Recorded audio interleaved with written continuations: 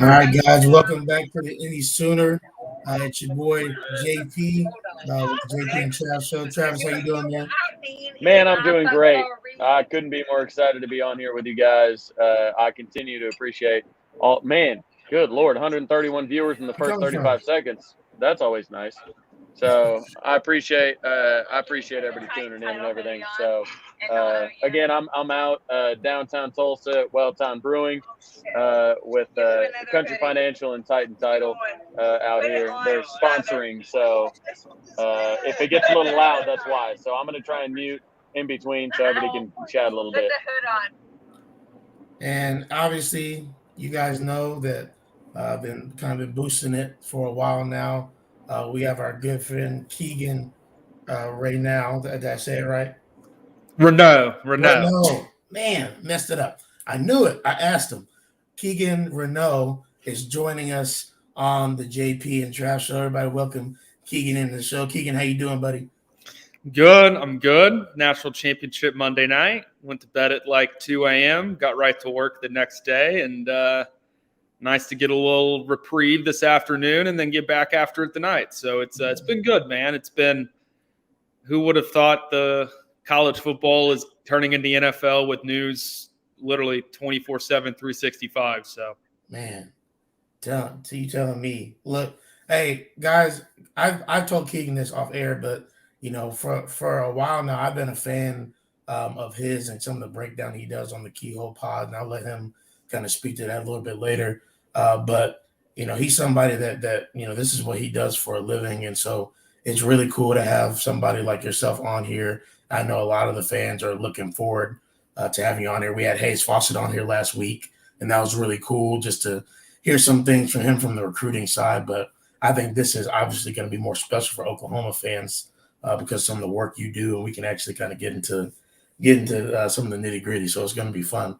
Hey, one of my first questions for you, just talk about the Keo podcast. I talked about what is that? What do you guys do on there? And then maybe after that, just tell us your reaction to this whole offseason to right now. Give us a synopsis of what's been going on in your head that maybe some of our listeners haven't heard from you. Well, I think one with Through the Keyhole, obviously we've got our podcast that comes out on Sundays. Would love for you guys to have us there, and as well as patreon.com/Through the Keyhole. Taking a nice little, we have one video out last week, JP, and then we'll have another video out this week. Try to get to 2 a week to showcase, bring insight to people that are intrigued to know the ins and outs of the game of football and the things that carry over from game to game, the things that, trends and tendencies regulate the all-22. Pretty good. But yeah, I think we bring an insight to people that's a little bit different than what you can get everywhere else, in terms of breaking film down, the insights we have obviously within the program, the kind of our opinions and things like that. So we'd love to have you. Yeah. I think that coaching change was obviously weird. Hasn't happened around here in a long time. So the reaction and all of the people listening to this show, I'm sure Travis and JP would tell you the same thing. It's been crazy. I think that this is probably as come together as I've been around on social media with OU fans since maybe after the Sugar Bowl against Alabama before an 8-5 season. So hopefully for your guys' sake, it doesn't turn out that way. Yeah. But it's been good. It's been I think whenever you look at the staff that they've put together, the way that they're going to be able to recruit, especially here locally, regionally, should continue. And I think that you're seeing a direct path, right, and an identity to the staff and who they're trying to be and what they're trying to become with the way they're recruiting Southeast kids, the high school offers that are going out in the Southeast part of the country, as well as the way they're dealing with the transfer portal. Because I don't know about you guys, but I would imagine when Venables was originally hired, a lot of people probably had worries, and I would be one of them, about him using the transfer portal to his benefit. And so seeing them kind of lay the groundwork of who they want to be as a staff, and the fact that they've got a staff put together, are there a couple areas where I'm like, could they have done a little bit better there? But at the same time, you get a guy like Jay Valai who, you know, in terms of on the field coaching, I think, you know, Alabama fans would tell you like that's not his strength or strong suit. Well, I guess they would tell you he couldn't recruit either. But no, I think at the end of the day, and Travis trying to be nice as possible here, but whenever you have a coach that actually coaches defensive backs, that's a benefit and upgrade all automatically compared to Hey. Why are you bringing up? Why are you saying my name? You're trying to be as nice as can be. Because I know. I'm just saying. I'm just trying to be a nice guy. I'm not trying to. That's not his boy. I'm a big believer. I've said the whole time. I don't talk personally about any of the coaches. I talk about actual achievements on the field. I'm not. I mean, obviously, I'm friends with a couple of the coaches, but it comes down to, look, Brent Venables has 3 national championships. Like, you cannot argue that. I mean, he's developed people. I'm Todd Bates. I'm sorry, Tibbs. Like, you don't have recruiter of the year. You don't have national championships. You don't have every full-time starter as an all-conference player at some time during their career. You don't have that. There are things that we are doing. I completely agree. We've made upgrades at everywhere. And I'm not just talking on field coaches. I'm talking about turnip seed. I'm talking about J.R. Sandlin. I'm talking about getting Benny Wiley out of here and bringing Schmitty back in. I'm talking about every single move. Phil Lodeholt coming in as an offensive analyst on the line is huge. I mean, things like that are all great things. So, I know I get called a sunshine pumper. No, I wouldn't say that. I just know that you had relationships with some of those guys, and I wanted to be. I totally get that, and I appreciate you being sensitive to that, if you will. But I mean, I don't think any of the coaches that even I have good relationship with would say that we made bad hires because, you know, we hired guys that were more accomplished. You know what I mean? Like, so no, I think I'm a big believer. I talked to Mike Ortiz yesterday, and I had talked to him about who the corner coach was going to be, and he was like, yeah, you know, I haven't really heard or whatever. Like, and his recruitment at Alabama, he had never met Jay, so like, I asked him about that. I was like, hey, it looks like we're getting him. Do you have any contact with him when you were being recruited by Alabama?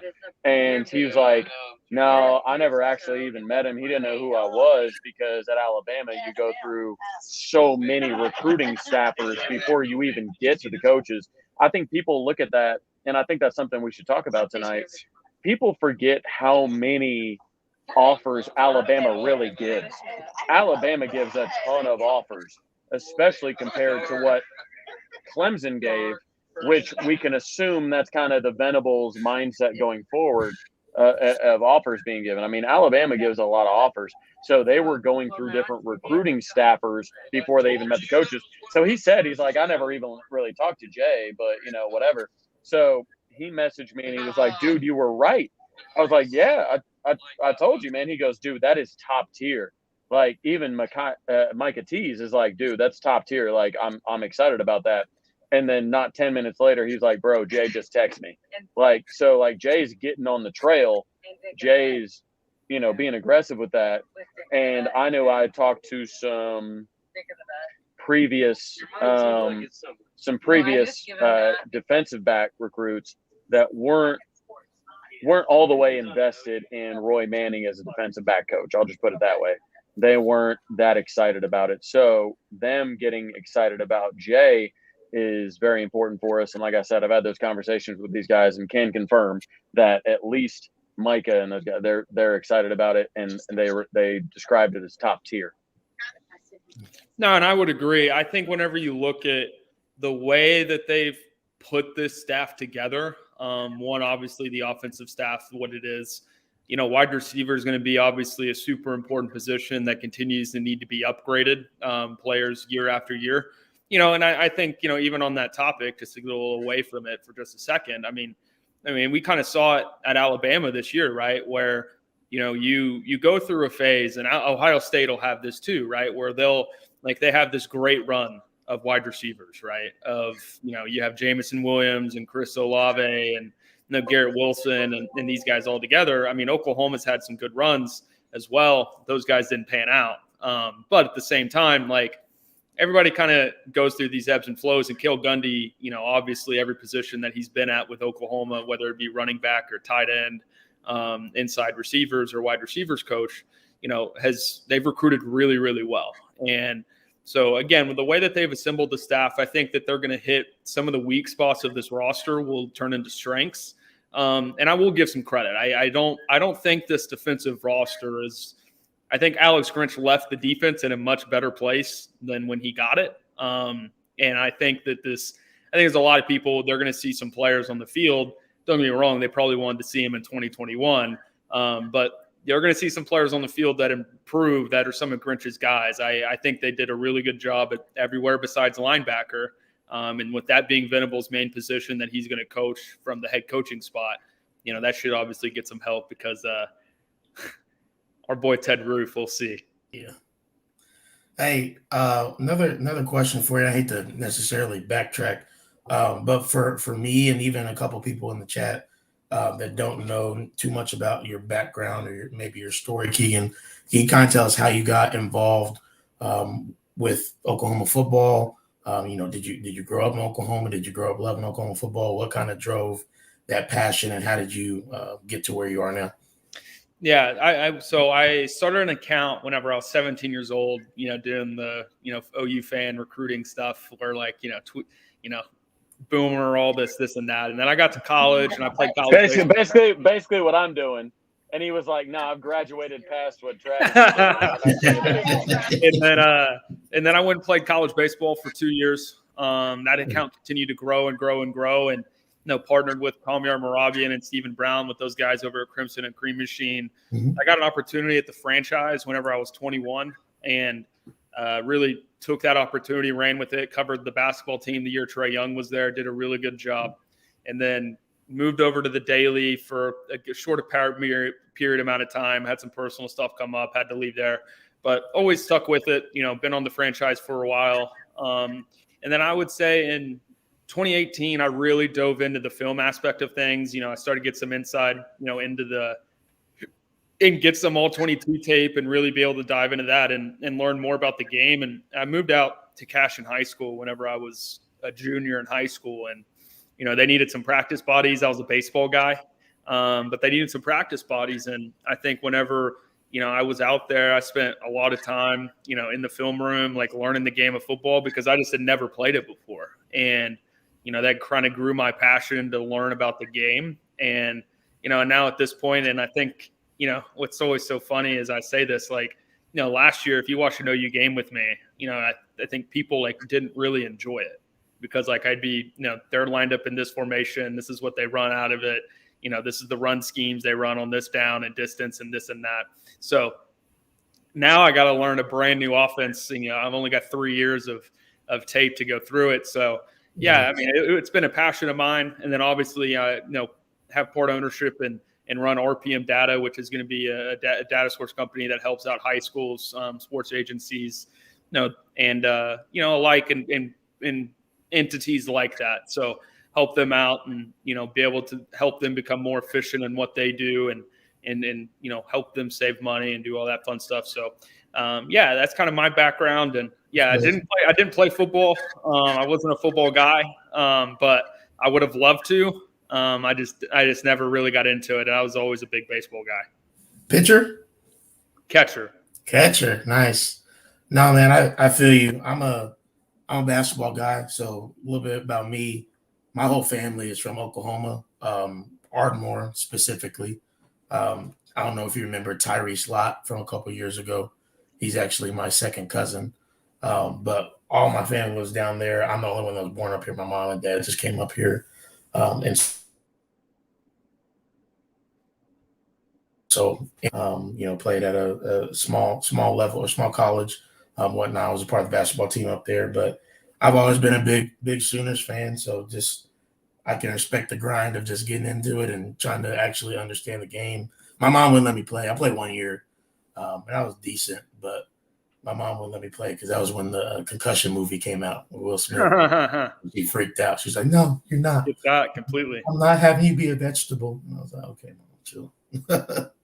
So, hey, Trav, did you have any other questions for Keegan before we we get moving on into the show further? What if you had to put a year on it? When do you think they will make all 22 film available regularly? If you had to put a year on it, and this isn't a year where you hope it'll all be available, when do you think it'll be available? Yeah. Okay. So that's such an intriguing question, and actually, like, I can answer this seriously. So what's so fun about the All 22 tape, and people hear me complain about it all the time. So about 2 years ago, I had a YouTube playlist sent to me and was like, "Don't share this with anybody." And I was like, "Okay, like that's a little bit different. Like I'm not used to that." And then, heading into last off season, coaches send it around and this and that, and like the process of acquiring like All 22 tape is so funny because like obviously I have an in at this point, but before I did, like it was, I've got this set of film. Trade me for this set of film. Like it's like almost like a black market for All 22 tape. So these days, Travis, there's a couple websites, major football data related websites. I just won't name names to save myself in case that they offer, a package where, you can pay an X amount of money and you can get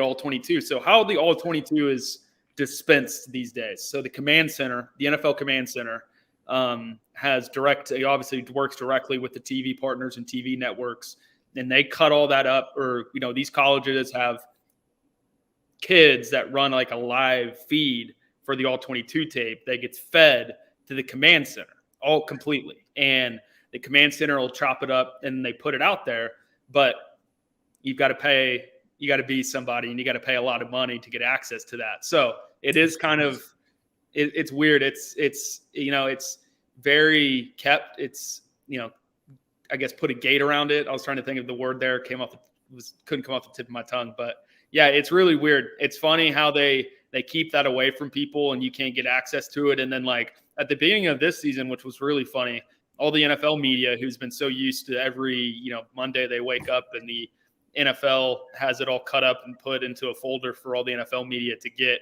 I think it's like NFL media, or it's like NFL All Access or something. You got to pay like $9.99 a month for. And the NFL coaches were mad that like they weren't getting like the first access to it, so they like delayed it for like 48 hours, and then like they were not putting some games in. Some of the games that they were putting in were like missing plays. So it's funny gatekeeping. It's funny the gatekeeping that goes on with All 22 tape out there. I'm seeing some questions in the comments. Can you explain what All 22 is and what advantages you get from that, please? Yeah, All 22 is when it has all 22 players in view. So like broadcast view, they'll typically start out with it and then zoom in to just the line. And so the advantages is to it is where you have, so like if anybody that's sat in a press box and, way up above, like you're a coach or you're in a suite or like whatever it may be, you can see everything happen on the field. So like the perfect example is, the broadcast view. Let's go to the West Virginia game, right? Well, they show like the back view of it where like Spencer Rattler missed a guy, and I know JP knows what I'm talking about. Spencer Rattler missed a guy that busted a coverage, and I know Spencer talked about it in the press conference. So they had to go to the end zone view to show that. And Kirk Herbstreit, and they did, and Drake Stoops was wide open. But in the All 22 tape, you can see where the quarterback's head's going, what he's looking at. You can identify everything that every player on the field is doing if you break it down enough. And it's just an advantage whenever you can I think it's important because like Florida State, I brought this up multiple times before. So Florida State runs that, they get beat on a Hail Mary by Jackson State or Jacksonville State or whatever it is. And their coach comes back in and is like, yeah, we were running too high or cover two or something. And then some people who have access, I think it was a PFF guy, which is funny, whoever has access to the tape. And he goes, Florida State didn't run that. So like there is because coaches don't anticipate that their audience knows what they're talking about. So they can say whatever they want and get whatever. But I think it's super important, especially at the NFL level, because when those journalists are asking straight up, you're seeing it more and more like straight up like football questions, like why didn't you do this and why didn't you do that? These NFL journalists can go to the tape and they can watch this stuff and they have access to it immediately. And they, in terms of just holding people accountable, which I know that's what journalism is and that's what journalism is about. So I think it's important. I think it's super important. And I wish that, everybody had access to it, because it would make the game and explaining it and explaining what happens in games and quarterbacks, and they can talk about what they're seeing a lot easier so fans understand it. And so that's the advantage you get. Do you truly believe that fans will understand or even want to understand football? And it sounds crazy because you would expect that most people want to understand it, but it seems like sometimes, obviously, all of us are very active on Twitter. It seems like a lot of people legitimately just don't know what they're talking about, and that's why we have avenues like this, right? That's why we have mediums like this. This is why we get Keegan on the podcast. This is why JP and I do this every week, is to try and explain some things that maybe are nuanced, or maybe this. Yeah, that's why you've got your podcast. You've got different. I mean, even RPM data is a way for people to understand the game.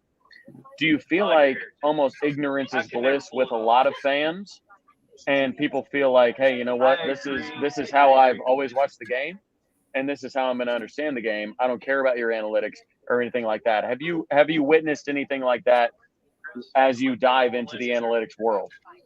Yeah, I think that it's a niche audience. It's not the emotional reactional things that fans want. And I mean that in a nice way, I think that what the data will tell you, in terms of engagement numbers, and if you work for a website, this and that, no, they don't want the nuance, from the most part. There are people that do. Most of the people listening to this would want to know what Lincoln Riley, why he ran this. I mean, think of all the people that were coming after me, Travis and JP. What was Lincoln's play calling in Bedlam? What was his thinking here? What was his thinking there? He threw like a madman in the second half. He had no interest in winning that game. I've already said this. He was running the same stuff in the fourth quarter of Bedlam that he was running in the first quarter, and we'll break that. We'll break that down. Yeah, it's weird. I don't know. I think Caleb would have ruined a lot of Lincoln Riley's plans had he cut to the left on that one run and scored. I think he would have ruined a lot of his travel plans. I thought he was gone. I thought he was gone. What's crazy is we took that. So for those of you that don't, I don't know, haven't heard this story. So I was at Bedlam, and I told my buddy I was with, I was like, I'm going on the field after the game. I'm going to go talk to the team. And so we walked all the way down after we had to get rid of the ball. We go down, and I jump onto the field. My buddy Cameron jumps onto the field, and he bites it. His legs just don't work. We had a sampling of bourbon, we'll just call it that, and we had jumped down, and my homies at B&B in Tulsa, B&B liquor store in Tulsa, they had a Bedlam blend bullet that was fantastic. So we had that in the stadium, whatnot. We're enjoying that. So we jumped down. My buddy's legs don't work. He goes down. Security guard looks at us. He's like, "Hey, bro, y'all can't be here." I said, "No, I'm helping. Meanwhile, the cheerleaders are pushing the cart off. A bag falls down. I go to grab the bag to be helpful, right? So I help, and then my buddy finally gets up and walks over, and I say, "Hey, you grab this bag." So we roll in. We're rolling in through and everything. We walk out on the Gallagher-Iba because we don't know what doors go where. We're just looking for the locker room. So we walk out on the Gallagher-Iba floor. I was like, oh, we're not in the right spot. So anyways, we end up, I see Kale. I'm like, yo, Kale, what's up? And he's like, hey, Travis, what's up? Tough way to leave the season. We'll come back better next year or whatever. So we're kind of hanging out. Kirk Herbstreit walks in. I said, hey, man. I said, hey, Lincoln's not leaving to LSU. He goes, dude, Oklahoma's a much better job than LSU. Man, LSU can lose to whoever they want to fire everybody, this, that, and the other, right? Well, it comes up on our phone. Lincoln says he's not leaving for LSU. Great news, right? We assume he's staying at that point. All of us assume he's staying. Lincoln comes out of the locker room. We're talking to him like everything's cool. We talked to Grinch. Everything's cool. Talk to everybody. Everything's cool. And then next morning, boom, right? I mean, I was on the phone, like I said, with Carl, literally 20 minutes before the news broke. We're talking about buying offensive lineman meals. We're talking about Caleb using all of his, not all of it, obviously, but a part of his NIL money to take care of his offensive linemen and throw parties at his house and all this stuff for all the offensive linemen. And it changes like that. and then all of us are expected to know everything about it, which is wild. So Keegan, obviously, you're talking about play calling with the first quarter and the fourth quarter. It's just tough to me to think that Lincoln's travel plans, that he would leave it up to chance. I'll put it that way. I think it's very interesting. I've said this and I truly believe this. The fact that he was 1 foot out the door for at least 3 weeks and he schemed up stuff that got guys open against John Heacock and Dave Aranda and Jim Knowles, and he wasn't even 100% locked in is just bonker. I mean, like I said, he's just none of us think Lincoln doesn't know offense. That's yeah, sure. He's just too smart for his own good, man. And I've said that. Yeah. Well, Spence Jones was on the Instagram with Cooper Duncan and us last night, 4:00. We were like, hey, what we're going. He goes, we wouldn't run our base stuff. We were too smart for our own good, and we just started running stuff that wasn't even in our base packages because Lincoln tries to almost get too smart for it, and then he runs stuff that is just too smart, and he won't get to a base stuff that we've been running at practice. Lincoln tries to install stuff on the fly, and it just plays take longer to get in, plays take longer to understand, all that kind of stuff. So are we on the move? We're in a lot, too. So, no, yeah, you're good, Travis. But, yeah, I think that someone asked, what I thought about the play calling this year. I think that just, whenever you look at it, the biggest thing one of the biggest things is just the fact that, neither quarterback improved from their first start to their last one. And when you're the head coach, you're the quarterback's coach, you're the special teams coach. I don't feel any sympathy for that. So anyways, yeah, I think the play calling throughout the year, I thought it was very vanilla up until the second half of that Nebraska game. And then obviously the West Virginia game really, showcased where this offensive line was at. I know no quarterback would have played good behind that line that day. And so I think that they ran into some problems there. And again, I think that they dealt with some regression everywhere, not just at quarterback, not just at line. The defensive line is really the only group that took a step forward in 2021. So did they though? Because man, I was talking to Pat and he was like, what position group outplayed their hype? Like and even what specific player outplayed their hype? We were talking about Perrion being a first round pick. We were talking about, Perrion being at least a top 50 pick, and we talked with, I'm going to move. So if you got motion sickness, you might have to look away, but we talked about, and Pat talked to me about this, and he legitimately said, look, what single player outperformed their hype in 2021? And that's the thing. We heard about all these things. We heard about, oh man, defensive line's going to go crazy. We got all these first round picks. We got all these second round picks. We got all this. And then I'm in Drew Hill's office and you literally look up on the screen and he's got his Excel spreadsheet up there with all the teams of where they're going and what teams they've talked to and all this kind of stuff. And they're all a heck of a lot lower than I had initially seen on all the preseason this and that. And it's like, dude, like, what are we like? How does every player underperform their hype? Yeah, again, I think it's one of those things where, defensively, I think it's so dependent on secondary, dependent on the defensive line, the play call, dependent on pass rush and pressure. We highlighted a couple things over on Through the Keyhole where, offenses knew they can get into a certain play whenever they needed an emergency on third down to get a first down or to get into a favorable fourth down, and they continued to run it, and there were no adjustments being made. There's plays, and it was just quick passes. And so, the best way to eliminate a good pass rush is getting the ball out quick. And I think Oklahoma's defense, I think that's where they failed at the most, is that they just failed. One, they didn't have any corners that were good enough last season to play press man and take that away. Whether that's mean they were talented enough, Travis, or if that meant that they are, coached up enough, technique, all that fun stuff. So I think, when you do look at it, like the defensive line, the pressure rate from 2020 to 2021 is about the same. And so I think when you look at that, I think the TFLs were probably lower than what people would have wanted, the tackles for loss. But yeah, I think you're mentioning, seeing draft grades, this and that. I mean, I saw some preseason stuff that had like multiple first rounders, with Asamoah being one and this and that. So, I mean, it's those guys saved their draft grades in the final 3 weeks of the season. I'm confident in saying that. I think there's a lot of people that were very skeptical of a guy like Brian Asamoah and Perion Winfrey until those final 3 games. And I think whenever you saw the way they played those final 3 games, like it kind of is like, well, damn, and maybe if they did that the entire season, Oklahoma's not in the position they're in right now.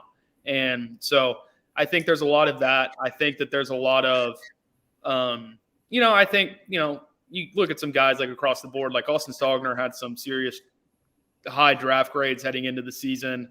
Jaden Hazelwood was getting inquired by a lot of people about maybe the potential he could become.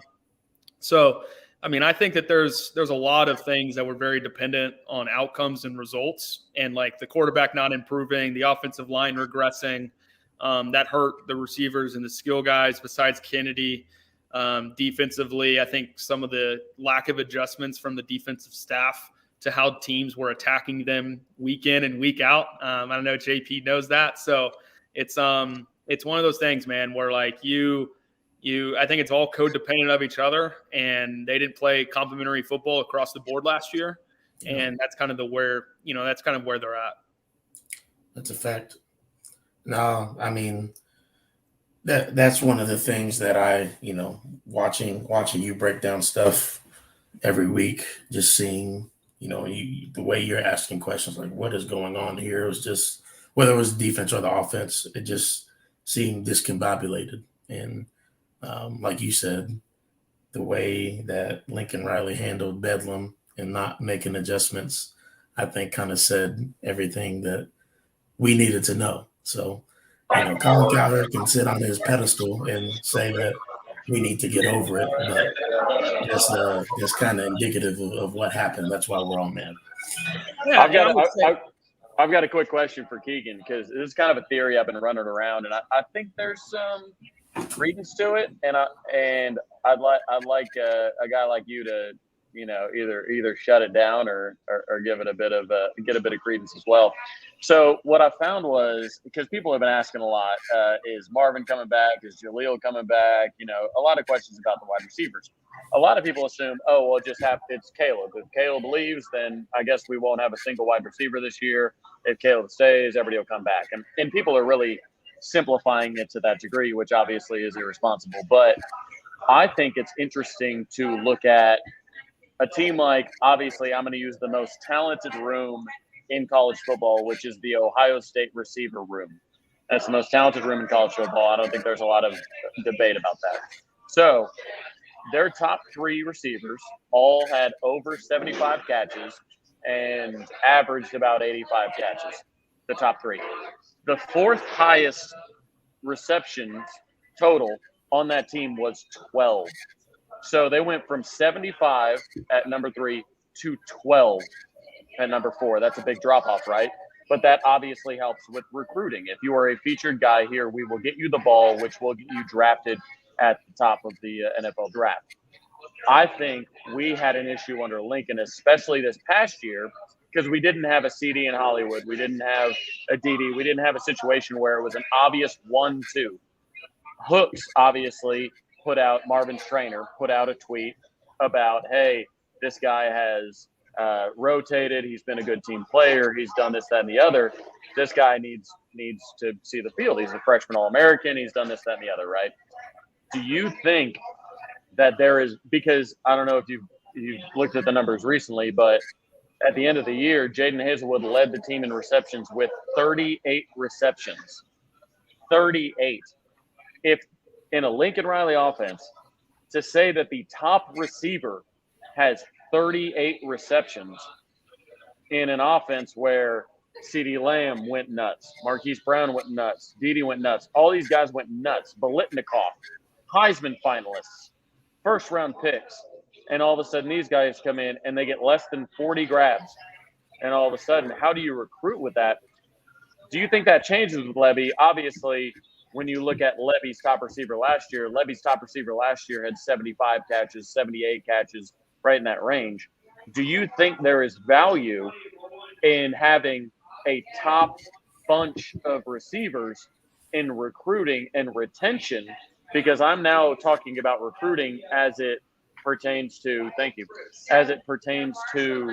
retention, because I think recruiting goes into the transfer portal too, right? So like we're absolutely recruiting Marvin right now. We're recruiting Jaleel right now. So do you think something like that, whereas, hey, we need to get these guys the ball because it's really hard to bring in a 5-star receiver and say, hey, you'll probably have 35 catches this year when he can go to Iowa State and get 80.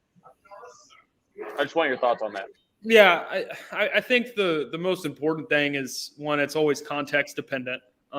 That's what I would always say first, coming from my background. Oklahoma played a ton of low possession games last year. Nice. Ohio State played from behind against Oregon. They were behind late in that game. They were behind against Michigan. And, of course, you're going to throw the football more in those games. So I think that's all obviously important to note. And, I think it's intriguing. You look at what Ole Miss has done offensively with Elijah Moore in 2020. I think that's really the main focus. Don't get me wrong. I like the Humphrey kid that Ole Miss had, but I think that they lack some playmakers across the board besides Ely. So, I think they kind of shoveled the ball a little to a one receiver's way. But I think the most important thing is that this offense, one, I don't think, JP's hearing me say this for the first time, but I don't think what we've seen from Lebby is what we're going to see of him at Oklahoma. I don't. I think whenever you look at how the Big 12's made, with TCU now running a 3-3-5, taking the DC from Tulsa.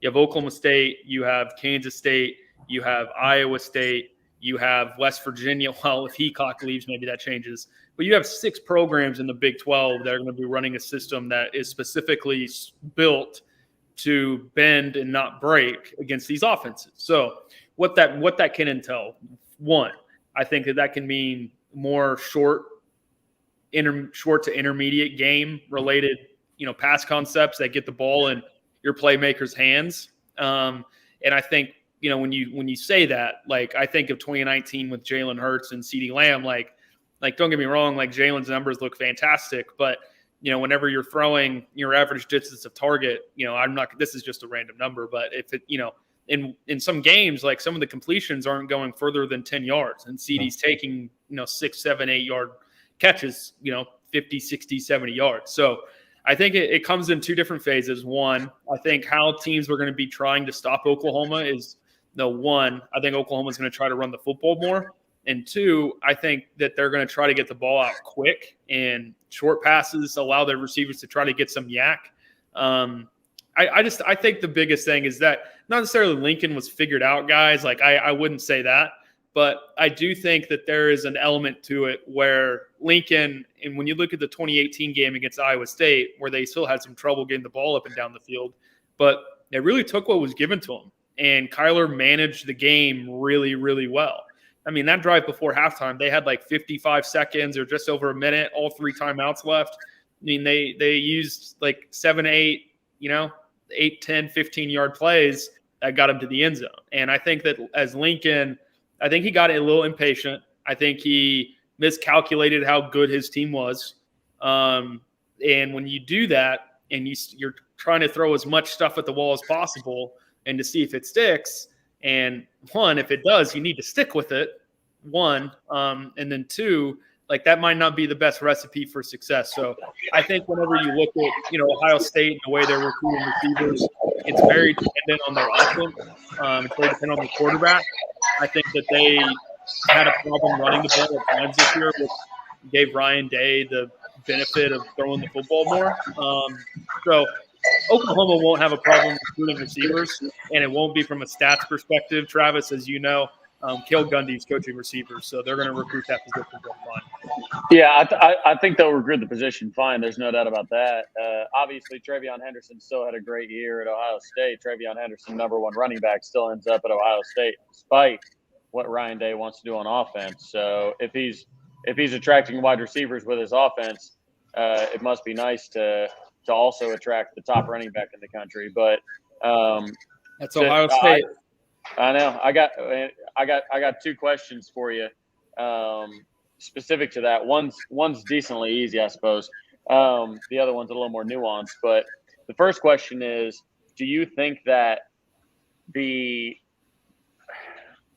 attention to get, or the, I guess, intention to get all of the receivers the ball so much, rotating in so many guys, rotating in true freshmen, whether it be Kojak, whether it be Mario, whether it be, even Brian Darby getting looks, Trayvon West getting looks, all these guys rotating in. We got Mike Woods, Steele Wees, Jaden Hazelwood. We got a billion receivers, it feels like. Do you think rotating in, do you think Lincoln was afraid at any point to say, hey, we need to get these guys the ball because we're in the transfer portal era now and we have to get them the ball sooner? Or is it a situation where if we sit Cody Jackson the entire year and he gets 10 catches, that he might enter the transfer portal and we might be shorter on depth in the future? Do you think that the transfer portal has changed the way that people rotate players in and the way people give snaps? Or do you think that fresh legs matter that much? I don't think fresh legs matter that much. You saw my mannerisms during when you're asking. There's a couple things I didn't understand that they did. The rotation at receiver is definitely one of them. I can get behind the rotation defensively and the thought process behind it. Do I agree with the way it was executed? I don't. But I get it, and it makes sense what they were doing defensively. The rotation of receiver didn't make much sense. I mean, you look up first drive of the fourth quarter, guys, maybe down a touchdown. Oklahoma's in a tough game. And, you've got Trevin West. I mean, I look at the Baylor game, and one of the last drives before Caleb Williams was replaced, there's a play that Caleb takes a one-on-one matchup, and it's Trevin West out there opposed to like Jaden Hazelwood or Mike Woods, and it's just like it doesn't make sense. And even from my perspective as a quarterback, if you're looking to attack a one-on-one matchup and you don't have a guy that you trust there, and don't get me wrong, shout out, good for Caleb to trust his receiver on that specific play, but if you don't have you can't. You should just cross that play off. It's like Trevin West, and don't get me wrong, I think Trevin West is a lot better than what I gave him credit for coming out of high school. I think he's long stride in terms of a long striding receiver that has speed. Fastest player on the team, according to a lot of the players. And so when you have that, don't get me wrong, but at the same time, big moment, big situation, you want your best players out on the field. And I just I didn't get the receiver rotation at all. Well, and I agree. And I think what's interesting is I feel like receivers are a lot in the same sense as a basketball player seeing a shot go through, saying it go through the net. You've got to get a rhythm going. You get a big catch over a DB. Now it's a mental game. I feel like I can dominate this DB.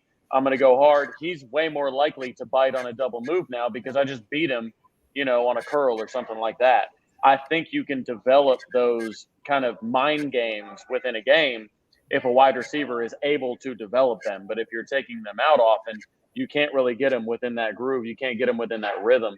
And I think that was my problem with a lot of it. Like I said, like you said, I agree with, okay, some of the rotations on the defensive line or with the linebackers, get some fresh legs on defense. You talk about speed D. You talk about being aggressive. You're talking about having the fresh legs late. And we saw that early in the year. We saw that with Tulane. We needed a fourth down stop to finish that game. All of a sudden, we have our starters in there, and they're all seemingly fresh, and we cause a turnover on downs. You saw that with Nebraska. All of a sudden, we have our starters in late. We win that game late. And I get that. I get the idea of holding your guys later and trying to develop that, develop that game experience for your backups. So if you need them, you can develop that depth on the fly. And I understand that Grinch was trying to do that as, hey, man, we're just trying to, I don't have 6 years of my guys in here. I need to develop depth on the fly during the season. I totally get that. So, but no, I totally agree with kind of questioning some of the defensive ones. But I think the wide receivers, they would have so much to gain by at least getting in rhythm. But I'll ask this. So obviously, the Georgia game, Baker's a senior. We go overtime in our playoff game, right? Classic. I mean, I know we lost the game, but it's still a classic. And then the next year, Kyler's starter, lost by double digits.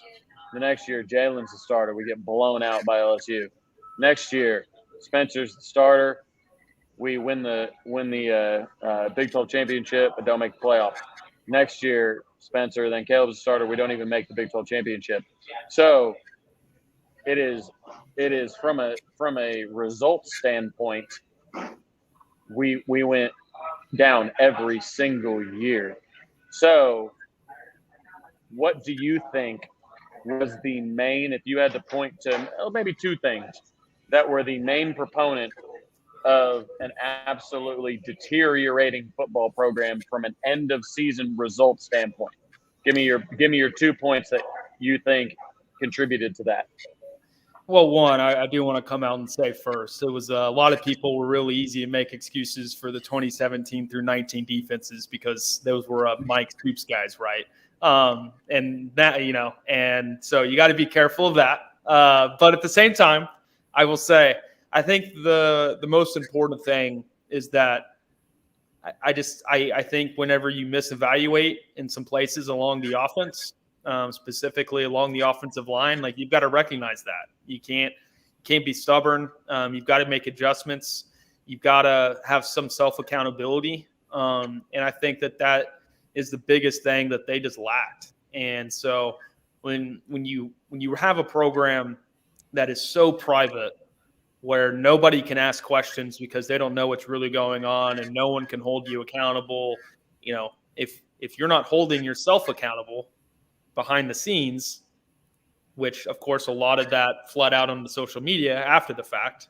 When those things don't happen, I mean, Travis, you run multiple businesses. I'm involved in one. I'm sure JP has a business that he's involved in, or he works for one, right? When the head honcho, things aren't going well and this and that, and he's doing this and he's pointing fingers and he's saying, oh, well, that's Mike's fault, or Alex isn't playing defense like he should, or this and that, and it was always something, right? And there was no pointing your finger at yourself. I've got to be better, this and that, and I think that's one of the main things that they lack. So like I said, I do, from a results perspective, I will add that 2020 team from a numbers perspective was the best team that Lincoln had.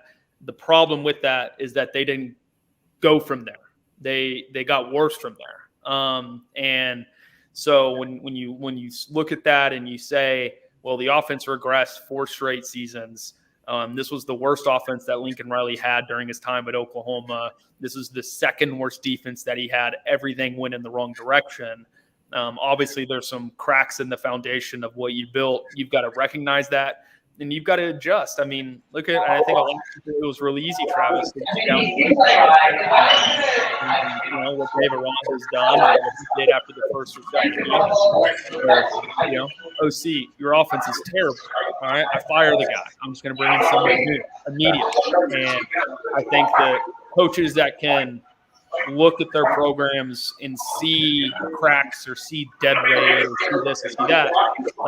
The best coaches are the best evaluators of their own staff and their own teams, and how you can always get better and this and that. And I think Oklahoma just, they lack that.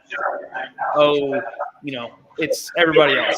Like, SEC gets to recruit the way they do, because they're the SEC, and Oklahoma fans isn't a fan base, and this former players aren't the former players they are, without them thinking that they can be the best regardless of what position they're in. So here's a question. So I'm a restaurant guy, right? So I believe that Bill Bedenbaugh is a good cook, if you will, right? You give him the right ingredients, he can cook up a beautiful meal. A beautiful meal is a first-round offensive lineman, is a future all-pro lineman, i.e. Lane Johnson, Trent Williams. Creed Humphrey was all-pro on PFF.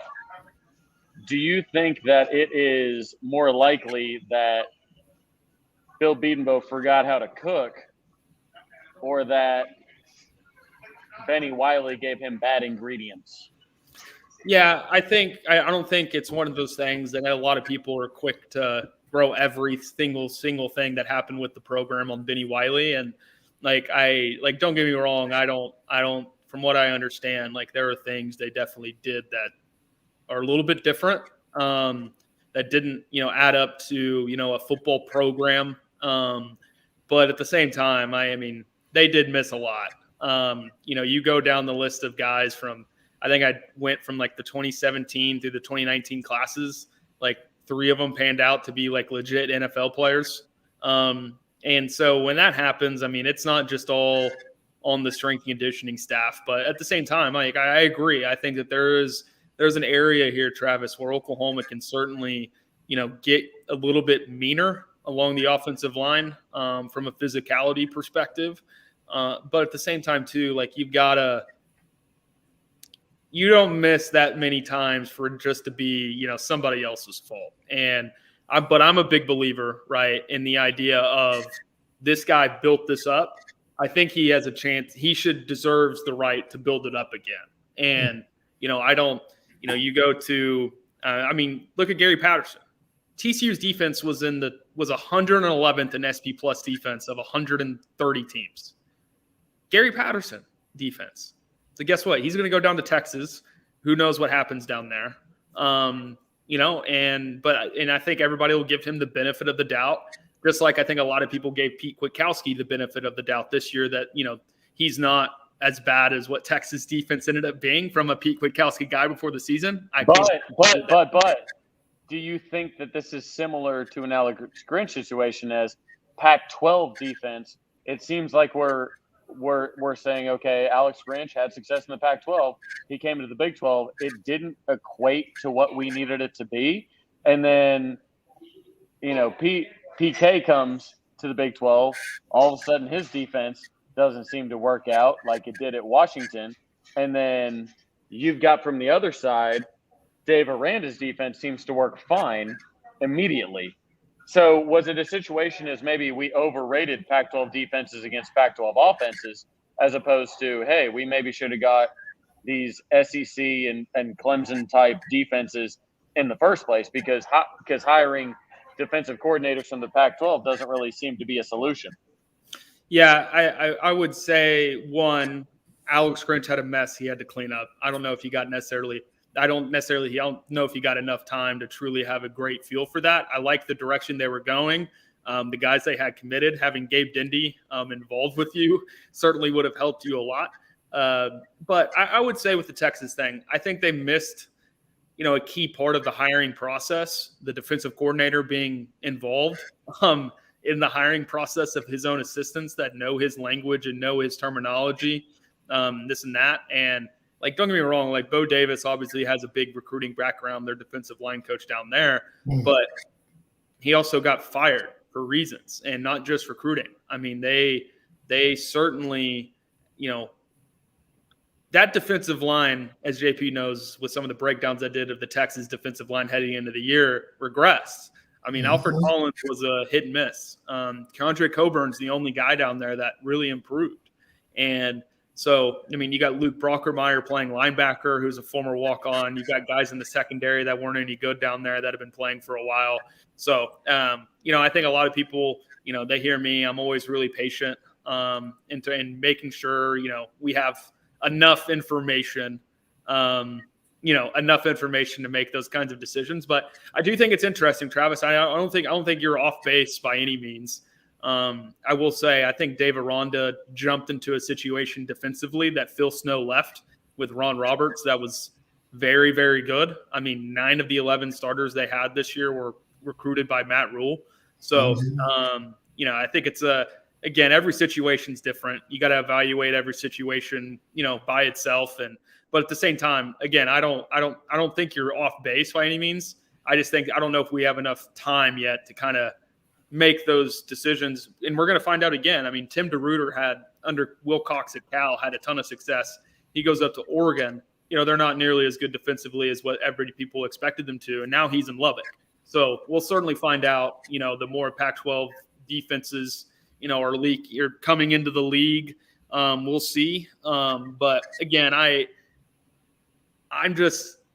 look at the roster that Brent Venables has to take over defensively, and compared to what Alex Grinch had when he walked in, and it's just like, holy cow! I mean, it's just too. Oh, of course. No, it's much better, of course. But what's interesting is Mike Stoops' defenses that he had, as bad as they were, statistically, I mean, they measured up with at least one of the Grinch defenses that he coached with Stoops' players. So, I mean, you have to give credence to that at some point. Yeah, Grinch had, real quick, I think Grinch had, it was like 45th and 19, 15th or 18th and 20, and then they were like 62nd this year. So they took a big nosedive, but which you would expect not to happen because I understand injuries are a thing, but you would expect not to happen because of him continuing to get his own players in there. You would expect that number to continue to go up and up and up. And like I said, what players can you point to that really outperformed their hype? That's what Pat Fields told me. He's like, who did? He was having a conversation with David Shaw, and he was texting me about it. He's like, look, it's a simple thing. Like, I don't know who really outperformed what their preseason draft grades were necessarily. And you would think Thomas and Benito probably lived up to them, but they didn't like lived up maybe, but they would be, if you flipped they would be maybe slightly below lived up. You know what I mean? Like it was, at the end of the season, maybe they made up for. Okay, maybe we made up to, but you look at it at the end of the year, defense started playing well. Well, that's when we lost our games at the end of the year. Obviously, we played better teams, but we also were playing Bohannon and Spencer Sanders. So it's like, and that's why I'm so excited about the future with OU is, oh my gosh, if we don't have Caleb Williams, we're screwed. Well, Bohannon and Spencer Sanders just played for a Big 12 championship. And then Stetson Bennett just won a national title. I realize that Georgia has 19 5-stars. Yeah, they're pretty ridiculously talented. Starting. So, but I totally get that. But it's also, and Clemson had great quarterback play, obviously, when they won national titles. But, I mean, we've seen in NFL, we've seen college, we've seen where if you have a strong elite defense, you can win a national title with a quarterback that maybe isn't, a number one draft pick. Yeah, again, I think it's unique. You look at the national champions that Alabama hasn't won, right? You go with Auburn, they had Cam Newton. Jameis Winston was 2013. I think Kick Six happened in 2013, by the way. Alabama probably should have made the national championship. 2014, Ohio State, Alabama had Blake Sims and Ezekiel Elliott ran all over them. Then, Deshaun Watson, Trevor Lawrence, Joe Burrow.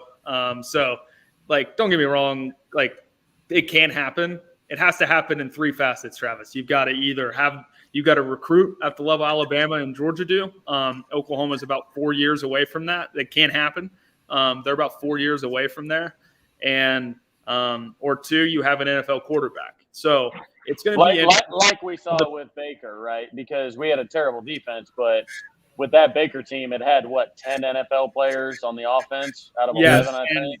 Yeah, so you've got to have a top 20 defense. You've got to have either a top 5 defense with an insanely recruited roster, or you got to have a top 20-ish defense and a really good offense to win a national championship these days. And so whenever you say that, like expectations and this and that, and I kind of saw that's where we were, heard that's where we were going. Like Oklahoma can win the Big 12. They're going to be the odds-on favorite to win the Big 12. I know people are see me being not necessarily pessimistic, but more open-minded about the Big 12 this season. I think that there's a big difference, guys, between Oklahoma will win the Big 12 and Oklahoma can win the Big 12. And there's a canyon in between the middle of both of those statements. And again, Oklahoma's going to be the odds-on favorite, man. And Like their defense, they finished 62nd this year. If they can become a top 35, top 30 defense this year, maintain a top 15 offense, they're going to have a chance to be really, really good. Yeah. I don't ever expect the defense to be outside of the top 20 with Venables as the head coach and with Schmitty as the strength and conditioning coach. I simply just don't expect it. You got Bates, you got actually real accomplished. I believe and you can correct me if I'm wrong, I think every single defensive coach, on-field coach at least, has a national title ring. I think every single one does. So, I mean, just having that upgrade in defense and Venables running the show and having a defensive perspective and having Schmitty and having these guys that are completely changing the culture because, like I said, when I talked to players and whatnot, they said accountability was the main issue in the program. They said people were coming to practice high. People were coming to practice wearing whatever they want. People were coming to practice late. People were coming to practice like whatever. I mean, Mikey Henderson was getting hit in the face with the ball, and he didn't even know what was going on. And it was just, okay, we'll go run laps. Because I've got no comment on anything you're saying, by the way. Yeah, of course you don't. But you got a check mark. I don't. I'm just a dude on Twitter Spaces, so they don't care. But no, it's Grill Boy. Grill Boy on Sooner Scoop. Those guys at Sooner Scoop love me. But I hope the Wi-Fi in their grandmother's basement doesn't go out, or else they can't talk about me anymore. But I tell you what, I don't think Venables has worse than a top 20 defense while he's at Oklahoma. I just don't see it happening personally. I mean, the only thing that'll stop that this season is defensive line play, and how much penetration they can get, how much pressure they can get with that front. I think the big thing you hit on, yes, like Spencer Sanders is probably the second best quarterback in the Big 12, which is not a good thing for the league itself. But he might be the second best quarterback on OSU's roster. From what I understand, he might be.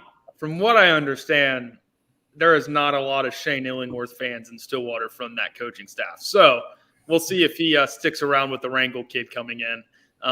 But I think whenever you look at the league and what Oklahoma can be, like, you land a guy like Jackson Dart out of the portal, right, who is, reportedly visiting this weekend. You get a guy like that out of the portal, like the 2023 season becomes, I think your window's still open. And, you have guys like Andrew Rame and Anton Harrison and Aaron Parks, and you got guys like Jake Taylor and Jacob Sexton coming in. Like you've got talent along the offensive line. You just need to get them more reps, more experienced, get them more seasoned. I'll tell you guys this. I'm super excited for the running game. I know JP has heard me talk about the passing game and maybe some worries there, but the running game should be really good. I know JP was watching my breakdown of the Arkansas Ole Miss game from this last season. They did some really, really, really good stuff in the run game. And, as we head into this, as football always evolves, guys, I mentioned you have 6 defense running a 3-3-5 in the Big 12 now, opposed to maybe 2 5 years ago. There's going to be a lot lighter boxes. There's going to be a lot lighter players. And if Oklahoma can move people off the football, they're going to be in really good shape. Like Oklahoma does have a chance, I think, to be one of the best running teams in the Big 12 next year, right behind Texas and right behind Baylor. And so we'll see. I'm definitely in the boat of Oklahoma. Like I'll be picking them more than likely to win the Big 12. Will I feel good about it? Should anybody feel good about the Big 12 next year? Anybody right now that is sitting here telling you that they have an idea of what the hierarchy in the Big 12 looks like, I can tell you from just looking at some of my early numbers and what I look like, I have no idea. Zero clue. I mean, in 1 through 9 in the Big 12, I'll say this. If I know the numbers and how they're going to come out, Oklahoma will not against 2 through 9 in the Big 12 next year. So not everybody, excluding Kansas. Oklahoma won't Kansas beat Texas last year. That did happen. Oklahoma won't be more than a 14-point favorite against anybody. I don't remember the last time that happened. It's going to be a really, really, really tight league.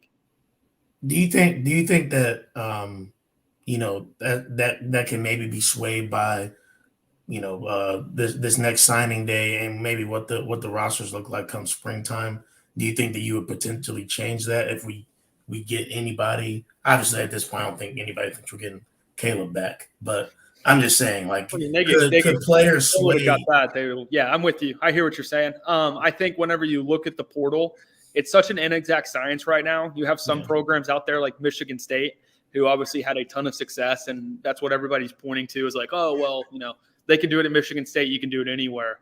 I think you got to be careful about that. The talent that's coming out of the portal, it's an inexact science, like in terms of situation they were at, this and that.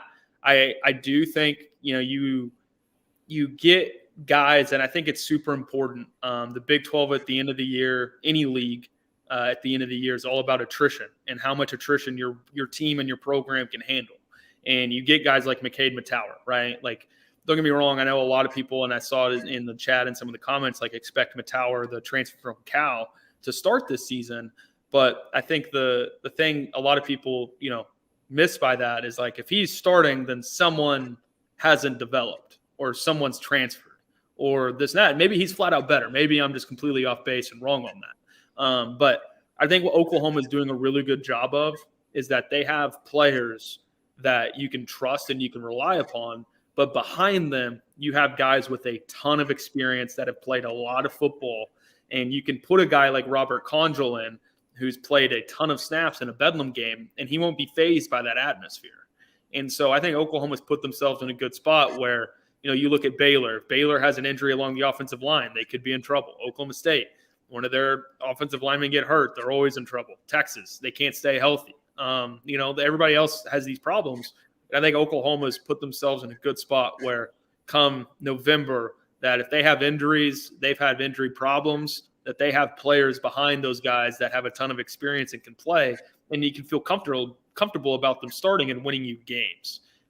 So I wouldn't say anything that I don't think I've seen a guy that's in the portal with the assumption that Dylan Gabriel is going to start this season over Jackson Dart if Dart comes in. And I think that would be a good idea. I'm a big believer in quarterbacks understanding the system before they get thrown in there, and letting a guy like Dart sit for, a year, maybe not even that. But I think Dart is a quarterback that could elevate Oklahoma to a different level. But at the same time, trust is obviously super important as well.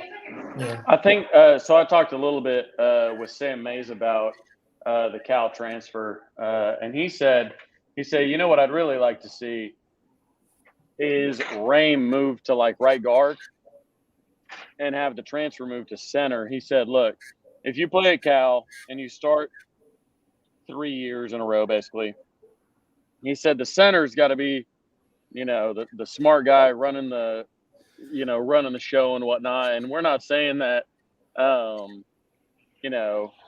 Rame can't run the show, but he said, when I watch Rame play, I want him to be physical. I want him to manhandle somebody.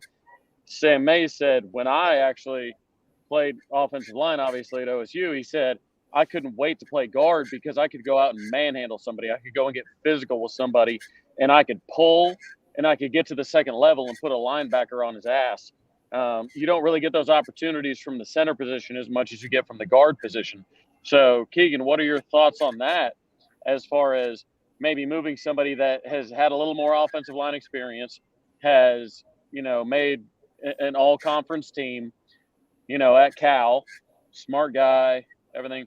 Do you think that he should move to center and let Rame, who's really an athletic guy and a violent guy, he has the opportunity? I mean, you look at NIL deals, everybody else is asking for NIL deals, and he's like, hey, what farmers want me to come throw some hay at their farm?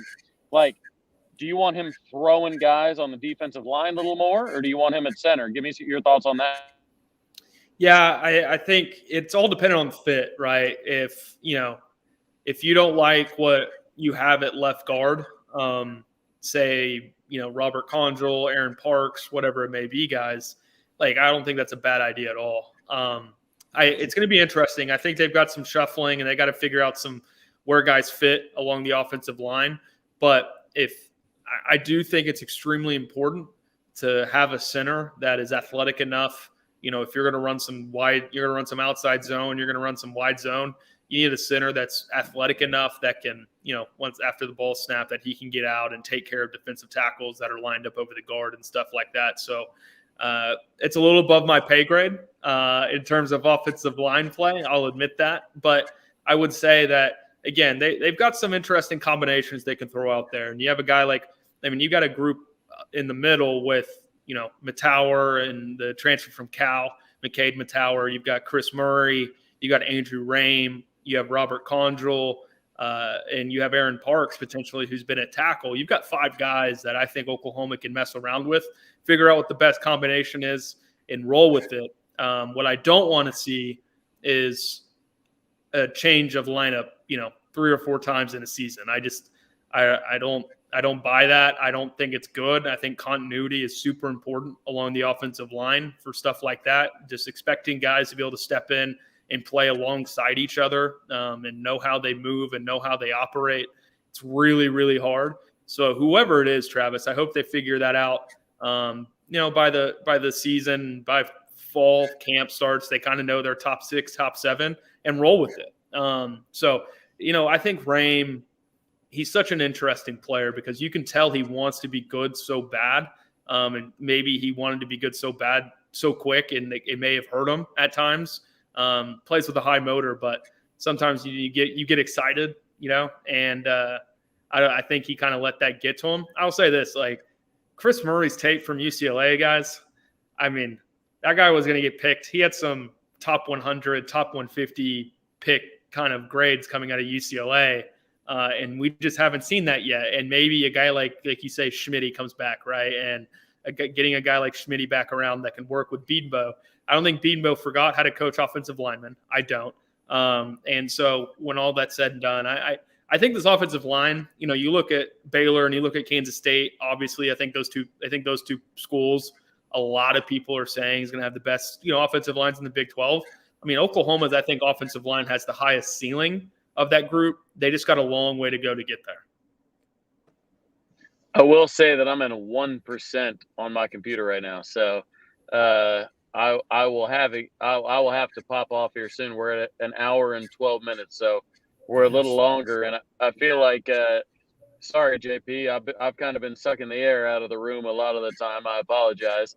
Bro. I know JP is the first name in JP and Trav, so I apologize for kind of taking over on sometimes. But listen, we are brotherhood up here. I'm enjoying listening to you two talk about things, so I'm just along for the ride. It's no problem at all. No doubt. We've got 340 people in the room right now.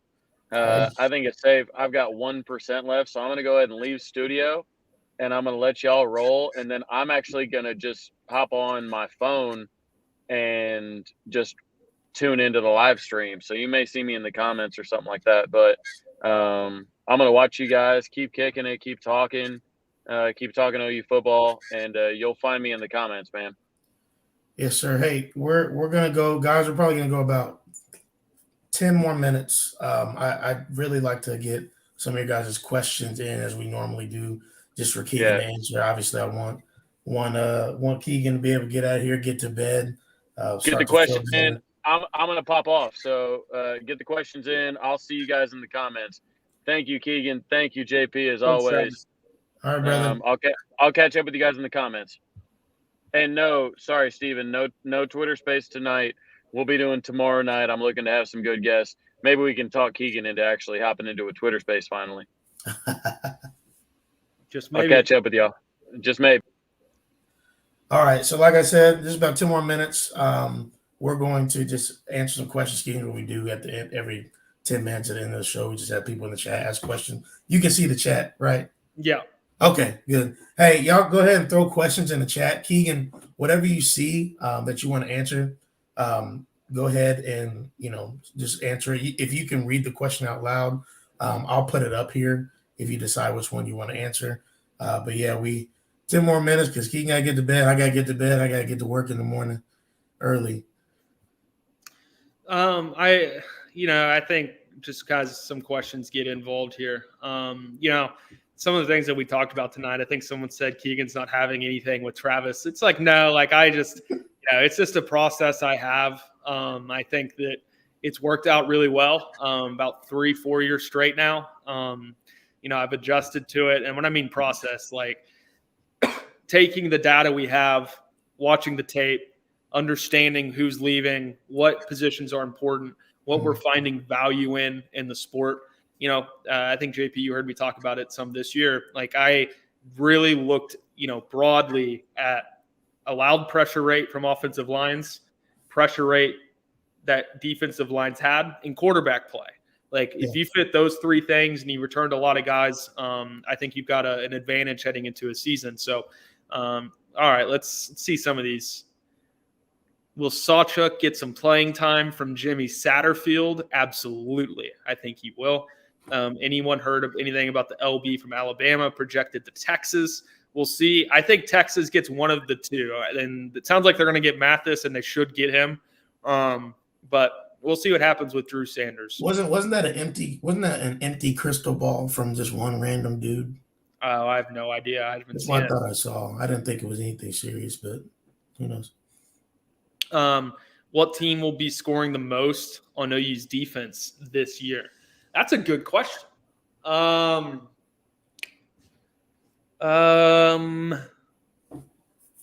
Texas Tech. Did they hire their new coach?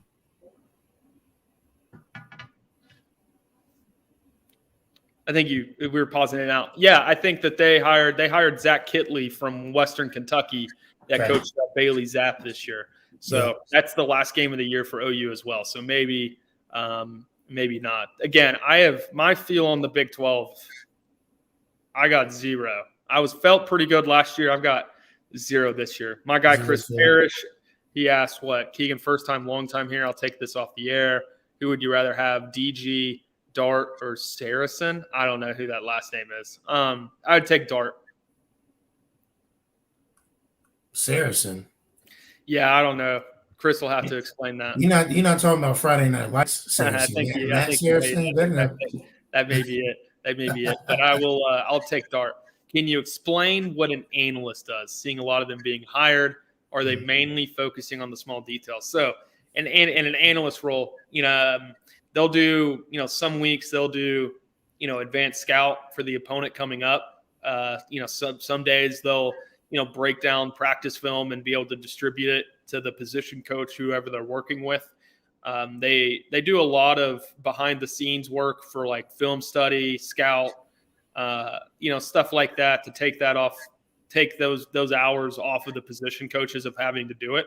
Yeah. And they put a lot of trust in them, and they have a lot of value. And there's a reason why it's becoming more prominent within college football, because, when you look at, it's just when you have to recruit and you've got to do this and you've got to do that, you've got to recruit your own players, you've got to deal with the portal. It's very time consuming, and, be able to take some of that time off of the coach's hands or the position coach's hands is very valuable. And I think a lot of people are finding that in it. So do you really think OU has a chance of getting Caleb Williams back? I do not. JP, do you think OU has a chance to get Caleb Williams back? Nah. And at this point, I think I'm not going to say that the staff is over it, but essentially, like, it is what it is at this point. We got to move forward as a program. Who will be OU's center next season? I know we talked about Ram earlier, maybe moving to guard. I would imagine he's the center. He's got the most experience there. But we'll definitely see. I could be talked into a different combination there up front. Keegan, I got a question. People earlier, there was, I don't know who was saying it, but there was a lot of chatter about people freaking out about Mims leaving. I haven't heard anything.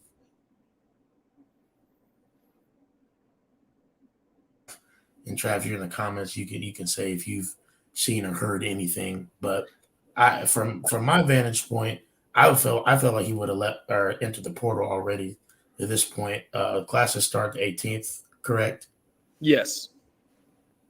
Yeah, I would imagine Mims would have already been in the portal if that had happened. I will say this. I feel confident saying this. I think if Lincoln Riley was around, I think Marvin Mims would have been gone. Correct. Long gone. So we'll see what happens about that. How can OU improve at linebacker play? Add Brent Venables to the picture and, get these guys to be a little more instinctual, a little more nuanced with their approach to play linebacker, because they didn't stop split zone a single time during the 2021 season. And split zone, people that are watching, it's when that H-back goes this way and the line zone blocking that way.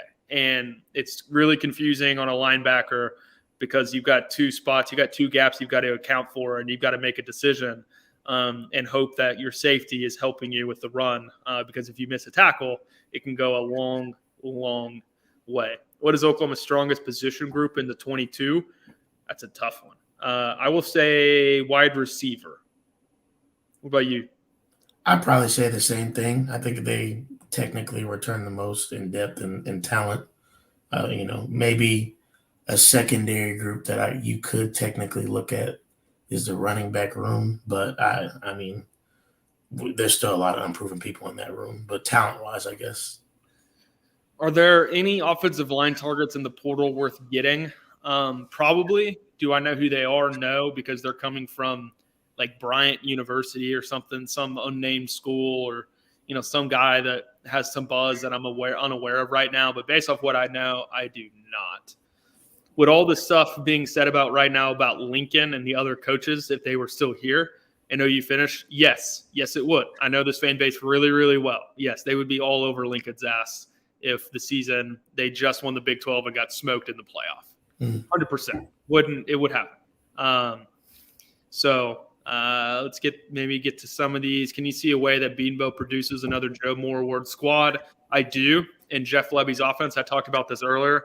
I think the run game stuff that they're going to have for this season is going to be really, really good. And I think Jeff Lebby's run game is really, really impressive.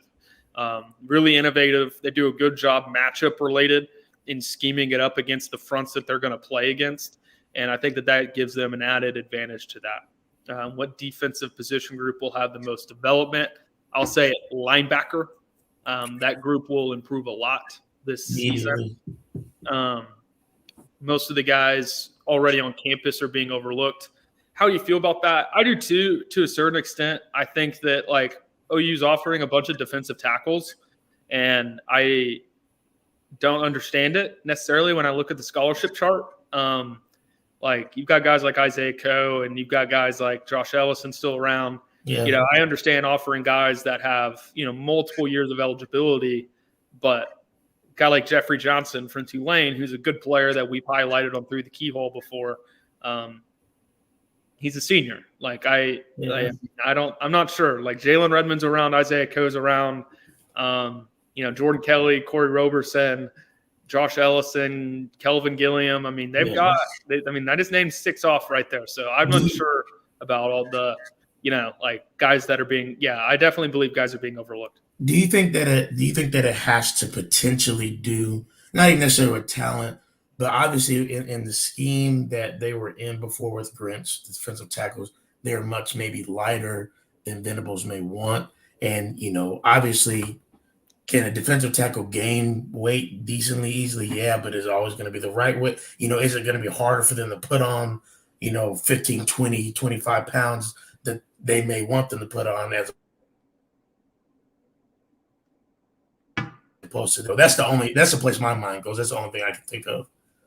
No, for sure. I think defensive linemen, big body guys, from a weight and diet and training perspective, yes, they can put on the most weight and lose the most weight of anybody. Can some of these guys carry the weight that they have and maintain their ability to play the game of football? I think that's a question to be determined. I don't know if these guys can be the same level of player. So let's get to some of these. Who's the special teams coach? Brandon Hall. Oh, you going to get Devin Campbell? Probably not. Say we sign the kid from Mizzou and Tulsa. Is our DL group better than last year in terms of production? I would imagine Oklahoma only gets one of those guys. If Oklahoma gets Jackson Player, Mekhi Wingo is probably not coming. But which one would you rather have out of those two? I'd rather have Wingo because he's got more time. He's just like a freshman or second-year player. I mean, he's going to have a couple years to play. Jackson players got one. So, yeah, I would take Wingo over player. I've watched a little bit of player, but the tape that I have, he's a defensive end, and he's a nose tackle. He is built he shouldn't play any further out than lined up over a guard. And he was lined up as like a true defensive end at times in Tulsa's defense. So realistically, how long do you feel before BV can change the culture? The 2023 season, I do think there is a window there if they can hit on quarterback in this portal with Jackson Dart. I think that 2023 season could be really interesting for Oklahoma because if you look at the SEC, Alabama is going to be losing Bryce Young. Texas A&M will figure out about Connor Weidman. I'm really high on him as a quarterback. We'll see what happens in College Station. But, I mean, you enter the SEC and Alabama's breaking in a new quarterback. We'll see what happens with the rest of their roster. Of course, it's super talented. Georgia, unsure about what the quarterback position looks like right now, even kind of heading into the future. So that 2023 season, I wouldn't put it past Oklahoma to mess around and do some stuff. What's your early prediction for OU in 22? 10-2. I think 9-3. Their win total will probably be like 9.5. It'll be about 2 wins lower than what it's been, 1.5 to 2. Which again, I think speaks more to the Big 12 and how strong the Big 12 could be next year, opposed to, how much Oklahoma's regressed. So we'll see about that. What is that turnip seed up to? I know he's making things happen. He's getting, I can tell you this, and I know Travis is in the comments, but from what I understand, getting the NIL off the ground, the kind of things that happen at Texas with the collective, Miami stuff that they do, I think turnip seeds, he's the one that's rallying the troops in that regard and getting Oklahoma really invested into the NIL related things. Yeah. Hey, last question for me, and we'll wrap it up so we can get to bed here. Who do you think is going to be on September 8th or whatever date it is when we roll out? Who do you think is going to be starting quarterback for University of Oklahoma? Dylan Gabriel. I mean, I don't think he'd be coming to Oklahoma if that wasn't happening. I mean, it's like the Jalen Hurts thing, It's like, yeah, Austin Kendall's around, but Jalen Hurts didn't come from Alabama to sit at Oklahoma. Like that's just not what's going to happen. And I like Gabriel. We've broken down a little bit. We'll do more in the coming weeks. But I mean, you're ready. I said this before, like the WTF turnover thing that people freak out about, like just treat that like it's the norm. Like just act like it's normal. Those are normal things that happen. Dylan Gabriel's an interesting guy, man. He'll have 5 great plays, and then that 6th one, it's just like, what are you doing? Yeah. So it'll be a ride. He's a good enough quarterback for Oklahoma to win the Big 12, though. I know that. Yeah. Well, let's hope that him and Lebby kind of spark some of that magic back up, and hopefully he's matured to a point where he can not have so much of those negative plays. But anyways, Keegan, man, thank you so much for coming on the show. It was a pleasure, a treat to have you. I mean, there's so much to talk about. We went an hour and a half. Typically we go an hour, and there was still so much more that I felt like we could have even dove into. But you know what? That's okay, because I'm sure we'll have you on again sometime soon. But yeah, man. Hey, again, it's his name, Keegan Renault on Twitter, same thing. And then go ahead and follow the Keyhole Pod. It's just at Keyhole Pod. Is that correct? Correct. Go ahead and follow them and subscribe to that, especially on Patreon. It's good stuff, especially if you guys want to continue to learn the game and actually understand what's going on from week to week. If you want to stop being emotional and actually be nuanced, right, and understand some stuff, go ahead and go subscribe on Patreon. Keegan does a great job, both offensively and defensively. So let's go support him in that. Keegan, anything you want to say to the people before we head out, man? Nah, I greatly appreciate it and would love to have you. We're going to have some really cool stuff over the next month in terms of interviews. And stuff that we're working on behind the scenes to really improve our product. And I'm really looking forward to that time. And we'd love to have you. As JP said, that's patreon.com/through the keyhole.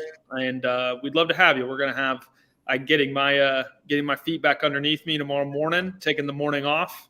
And then we'll be back to it tomorrow afternoon. We'll have some videos up over the weekend and really dive into what the future of Oklahoma football looks like. Good. Well, hey, you ever need anybody to come on Keyhole Pop? Holler at me and Trev.